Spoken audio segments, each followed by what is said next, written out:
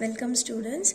So in this lab session we are going to see the load test on single phase induction motor. So we know different types of single phase induction motor are there.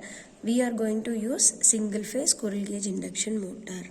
Okay, and the motor which we are going to analyze is a single phase induction motor with a power rating of 15.2 kilowatts and an ampere rating of 13.5 kilowatts and voltage is 220 bar 240 because it is a single phase voltage, and the rated speed of the motor is 1440 rpm.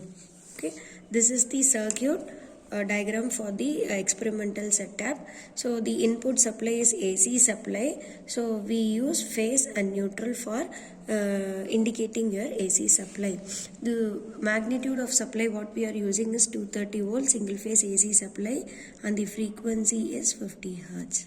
Okay, from the supply is coming to your DPST switch, and after that you will have a fuse. Okay, sorry, fuse. After that you will have a DPST switch. Okay, so in our case we know that fuse is calculated using 125% of rated current.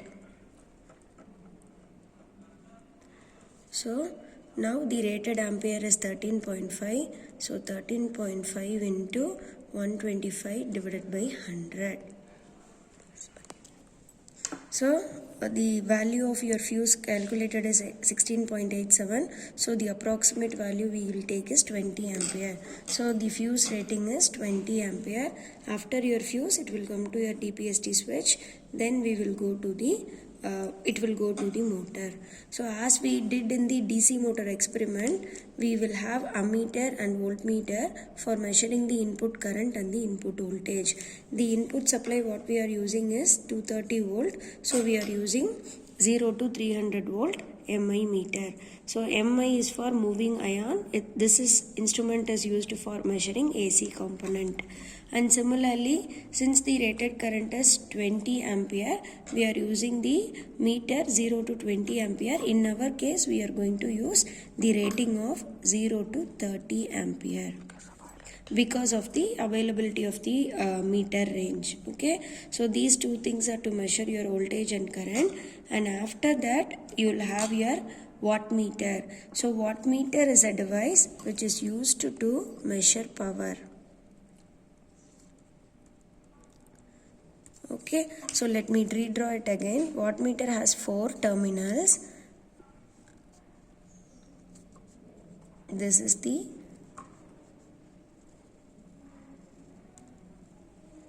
equivalent circuit of a wattmeter. So it has a main terminal, common terminal, and a load or line we can say, and it is a voltage terminal. So it has we know that power is equal to V into I. So it has a current coil to measure the current component, and it has a pressure coil to measure the voltage component. We know that current will be always measured in series. So that is why if you see in the circuit diagram, M and L are connected in series with the motor, and the C and V are connected in parallel with the motor. So this should be connected to load, and this should be connected to voltage parallel to negative of the supply. Okay, so if you see the ammeter output is given to M and G we have to short with a dead wire, and L is connected to the motor, and V you have to connect it to the negative of the supply. Okay. So now the circle in this wattmeter represents that inside the circle the connections are given in the meter itself. So the terminals which are present outside the circle we have to give connection, that is MC and LV. Now this is the motor. After your wattmeter we will have a motor. So this we have seen in the theoretical part itself. Single phase motor has 2 field windings. One is your main winding, another one is your starting winding. So this is for at the time of starting, which is energized through this capacitor switch. So when the motor reaches the rated speed, we will remove the starting winding so that it will continue to run. This is a rotor. Okay, we will have a centrifugal switch here for opening and closing this starting winding. Now we will. So this is the voltmeter we are going to use to measure the input voltage. So the range is 0 to 300 or 600. So whichever the case we want, we have to give. Since here if you see, 3 terminals are there, input terminal, and 300 volt is there and 600 volt is there. In our case, we are using 300 volt, that is why the connection is taken from 300 volt. And this is an AC meter which is represented by, see, in the previous meter I have shown you there is a direct line, but here no line is there. So if nothing is present, this meter is considered as an AC meter. Similarly, ammeter, this is also an AC ammeter used to measure current. In our case, we have calculated as 30 ampere. So this meter, it also has two flexibility, input 30 and 15. Okay, so in our case, since we are using 30, we have taken the connections from 30 ampere. So if you see the readings, we have to take it directly 0 to 30. And the next meter what we are using in our experiment is the wattmeter. So this is the meter which is new to you. So wattmeter is a device which is used to measure your power. It is indicated with W in the meter. So as I told you, wattmeter has 4 terminals, right? One first terminal is M, main, and this is L, and this is a C terminal. So M, C, L, and you will have a voltage terminals. See, as we see for ammeter and voltmeter, the voltage we will have 3 facilities, 150, 300 or 600. So in our case we are using 300 volt, that is why all the connections are given pertaining to 300 volt. So now from the circuit diagram itself I show you, we have to short the 2 terminals M and C with a wire. So I have taken a small wire and I have short my M and C terminal. Okay, and before starting the connection experiment, we have to have this current configurations and voltage configurations. So in the back side of the meter itself, it is shown because the same meter is used for different power measurements with different voltage. So you have to select this thing. So in our case, we are using 300 volt and 10 ampere. So for 300 volt 10 ampere, the multiplication factor is 4. So whatever the reading I am getting from this meter, I have to multiply with 4. It is one thing. And another thing, if I am using this meter for 10 ampere, I have to reconnect these terminals B1 E2 and E1 B2. So I have to connect B1 to E2 and E1 to B2. So this is on the top of this one. So it is already connected. So B1 to E2,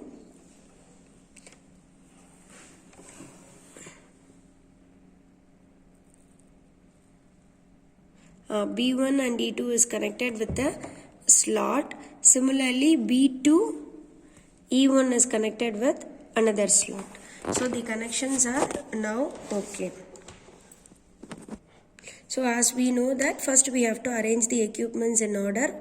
Voltmeter first, ammeter, wattmeter and then motor. So we have to form a closed loop. This is loop number 1 and this is loop number 2 and this is loop number 3. Like this you have to give connection. So I have arranged ammeter, voltmeter, ammeter and wattmeter. So I have given the connection. So supply is given to the voltmeter. Then output of the voltmeter is given to the ammeter.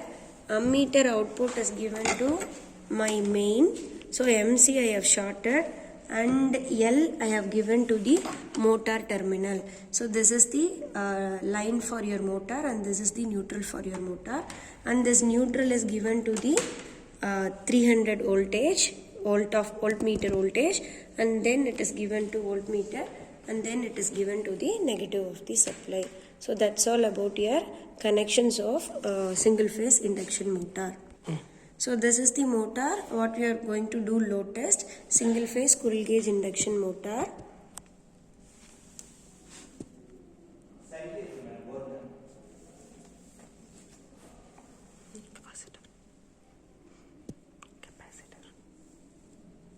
The capacitor which is used for starting winding, which is connected to our starting winding.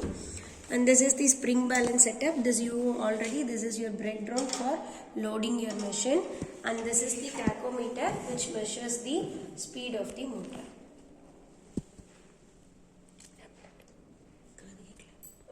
This is the nameplate details of this motor, what we are going to do the load test.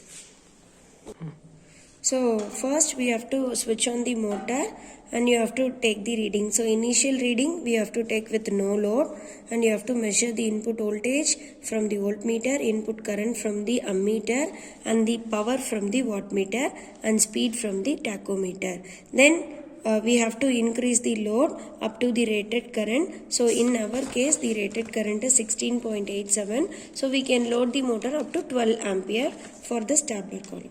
Okay.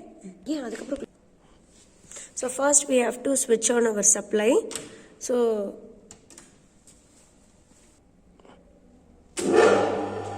now we have switched on the supply. So the motor started running.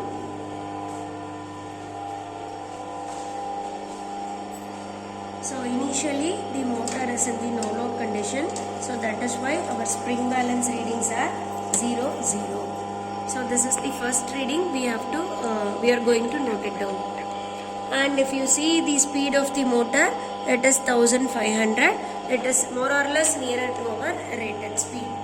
So now if you see, this is the input voltage. So since we are giving a single phase 230, it is around 240 volt, and the input current is 8 ampere. This is the initial starting current, which is nearly equal to 9, we can say. So 8 which is nearly equal to 9. So if you see, this is the initial power. So the wattmeter shows 60. So you have to multiply this reading with 4. So now we have to load the motor in order to increase our load current.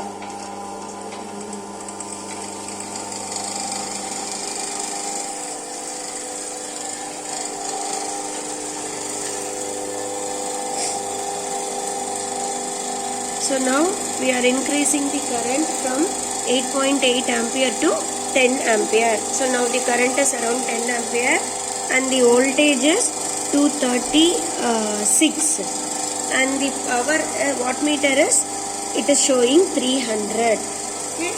So now 310. 236, 310 into 4. Current is 10. S1 S2. S1 is 2. And 8.2. 8.2. 2. And the speed of the motor is 1484. Then we are going to increase the load to 12 ampere. So we have to increase the spring balance so that the current will increase from 10 ampere to 12 ampere.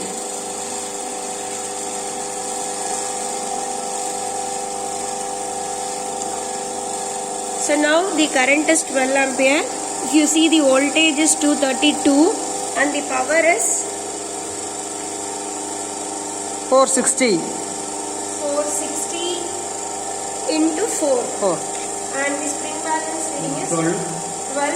2.3. And the speed of the motor is 1474. Now we are going to increase the load to 13 ampere. Okay. So now the load current is 13 and the load voltage is 230. 510. 510 is the wattmeter, reading 510 into 4, and the speed of the motor is 1470. 13.3. 2.4. Speed 1470. So now after taking all the readings, so we have started with 8.10 and ended with 13. Now we have to reduce the load before switching off the motor. So as like we did for DC motor, for here also we have to pour water for cooling of the brake drum. So after pouring water, first we have to reduce the load to 0. So we have to make the motor to run at the 0 load condition, then only we have to switch off the supply.